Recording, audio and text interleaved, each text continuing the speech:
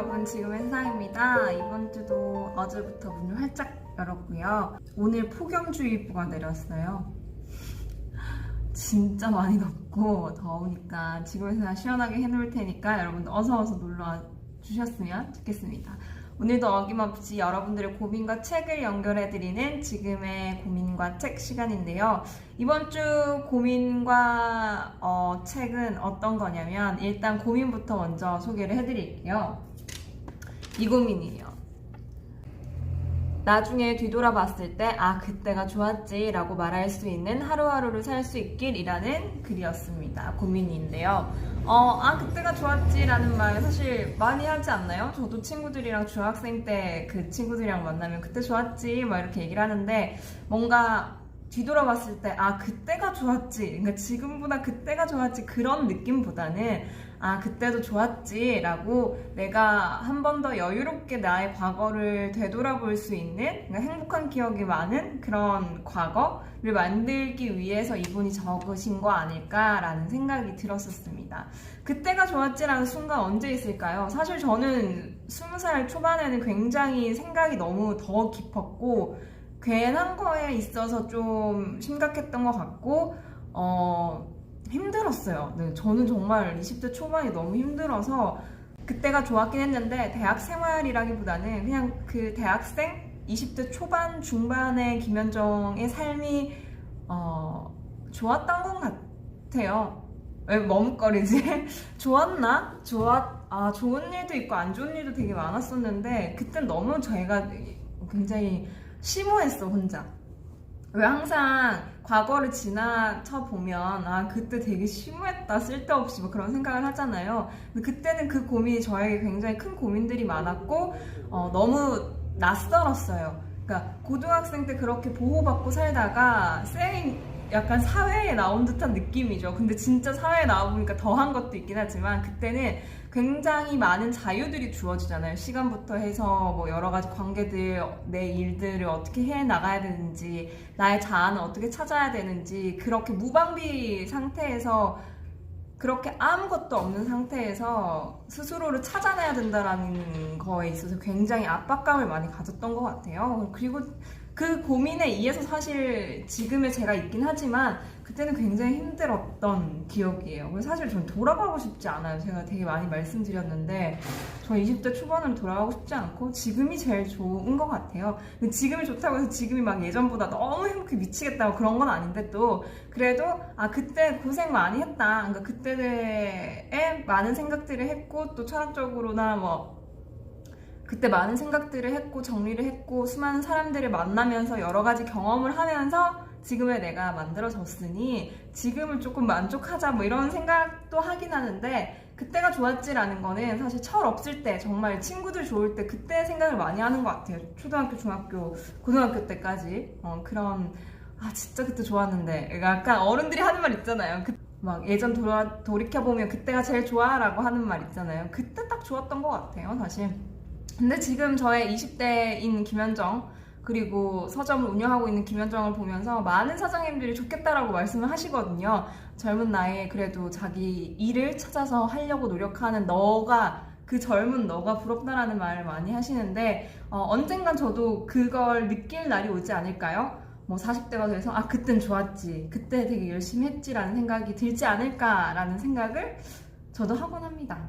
아무튼 이 고민은 어떤 책을 추천해 드릴 수 있을까라고 생각을 하다가 사실 제목에 굉장히 꽂혔던 책이에요. 잠깐 소개를 해드릴게요.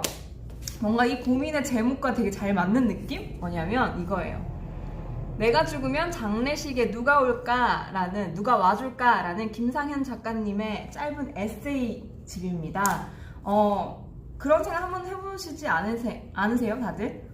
나 죽으면 장례식에 누가 오지? 한번 생각을 해보는데 사실 그게 그때가 좋았지라는 그 시절에 함께하는 친구들이 와주지 않을까라는 생각이 들었었어요. 그래서 사실 내가 죽으면 장례식에 누가 와줄까라는 건 고민은 미래형 고민이지만 내 장례식에 온다라는 것은 사실 나의 과거와 현재가 쌓여서 그 사람들이 내 장례식에 와주는 거잖아요. 그래서 그때가 좋았지라는 과거를 고민하시는 것 같지만 미래형 고민이죠. 사실 그때가 좋았지라고 생각할 수 있는, 말할 수 있는 그런 날이 오길 바라는 미래형 고민이지만, 사실은 지금 현재와 과거들을 잘 만들어야지 장례식에 누가 오겠죠.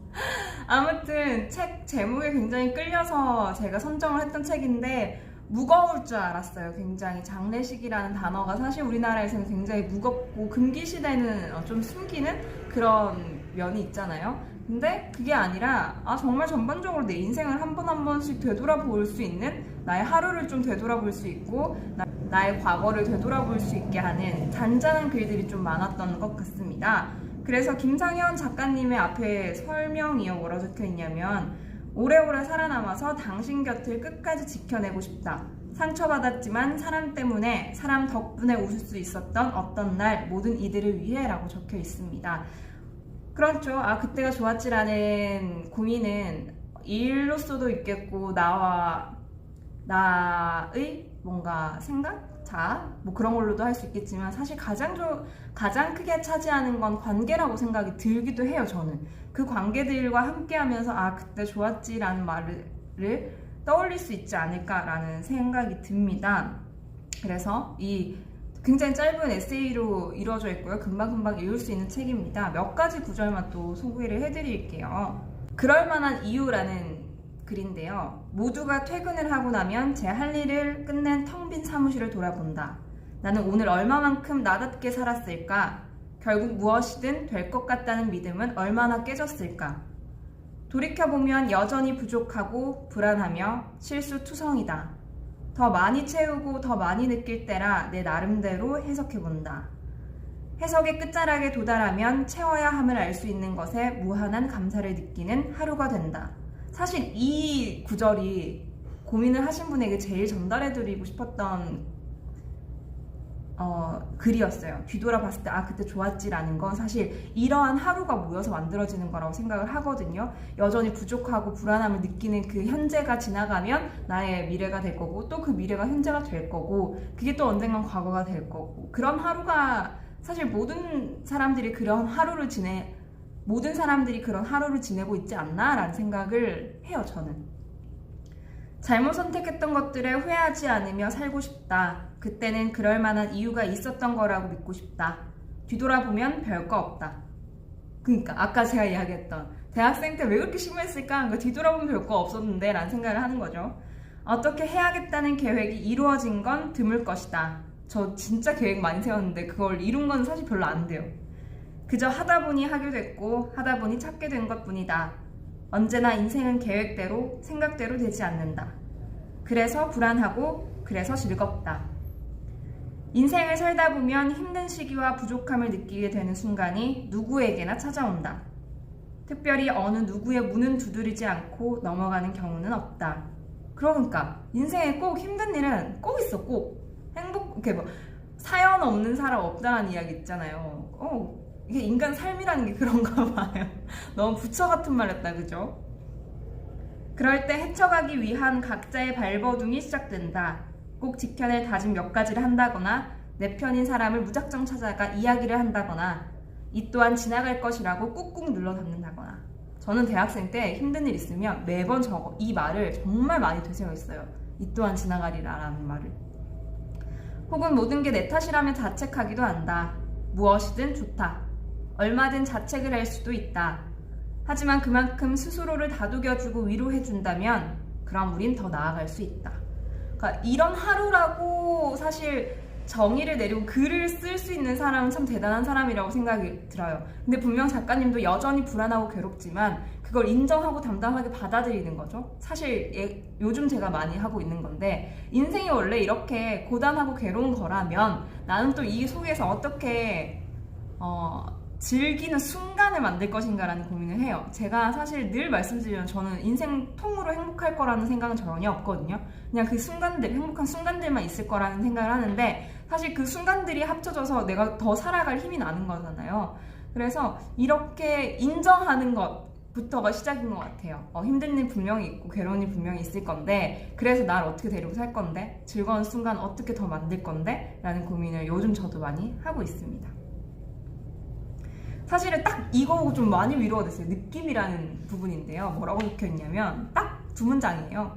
잘 살고 있는 것 같아. 그냥 그런 느낌이 들어. 이렇게 느낌이 든다라고 스스로 자꾸 세뇌를 시켜야 되는 것 같아요. 왜냐면 이게 맞나 아니지 않나 잘못 살고 있는 것 같다라고 생각이 든다면 그걸 변화시키거나 아니면 나 잘 살고 있는 것 같아 라고 계속해서 세뇌를 시키는 것도 좋은 방법이라고 생각을 해요. 너무 고민 속에만 있는 것보다는. 그냥 고민만 한다고 해서 사실 해결되는 게 아니잖아요. 그 고민은 빨리 결론을 내리라고 하더라고요. 그래서 저도 잘 살고 있는 거야 라고 약간 세뇌를 시키고 있는 요즘입니다. 또 보면 봄비라는 글이에요. 기획했던 프로젝트를 보기 좋게 말아먹었던 날이 있었다. 누군가 말했다. 실패 역시 과정이 남는다고 하던가. 막상 겪어보니 프로젝트를 진행해오면서 고생했던 과정이 떠오르기보단 당장 눈앞에 다가온 실패라는 녀석이 너무나도 커 보였다. 1년간 열심히 준비했던 게 물거품이 되어버린 기분이 들었고 어디론가 숨어버리고 싶었다. 주변에 당당하게 이야기하고 다녔던 내가 바보 같았다. 내 능력이 이것밖에 안 되는 건가 라는 생각이 온몸을 무기력하게 만들었다. 저도 회사를 다니거나 지금 일을 하면서도 계속해서 뭔가 실패의 과정을 겪잖아요. 그럴 때 자책을 되게 많이 하게 되긴 해요. 어쩔 수 없어요, 사람이라는 게. 이때 이 감정이 고스란히 어떤 건지 좀 느껴지더라고요. 실패라는 건 그랬다. 사람을 무기력하게 만들어버린다. 마치 아무것도 아닌 존재가 되어 허공에 떠다니는 먼지가 된 느낌이었다. 그런 날 하필 계약을 파기하고 싶다는 문자를 받았다. 안 좋은 일은 다 터지죠. 계약을 파기한 그 사람이 너무나도 미워졌지만 이런 불행과 실패를 예고편 없이 한 번에 겪게 만드는 세상이 더 미웠다. 어떤 일부터 처리해야 할지 막막했다. 누구한테 이 이야기를 전해야 하는 건지, 밥부터 먹어야 하는 건지, 이런 내가 밥을 먹을 자격이 있을지. 왜 우린 늘 이 생각을 할까? 밥 먹을 자격도 없어요. 이러면서 저도 그러거든요. 눈물을 흘려야 할지, 눈물을 흘릴 시간은 있는 건지 모든 게 까마득해졌다. 그렇게 어쩔 줄 몰라 하는 나에게 문자 한 통이 왔다. 이제껏 불평 불만 없이 묵묵히 자라줘서 고마워. 각자의 자리에서 충실한 모습이 대견하네. 봄비가 오네. 밥 잘 챙겨 먹어. 꼭. 엄마였다. 100글자도 안 되는 문자에 눈물이 났다.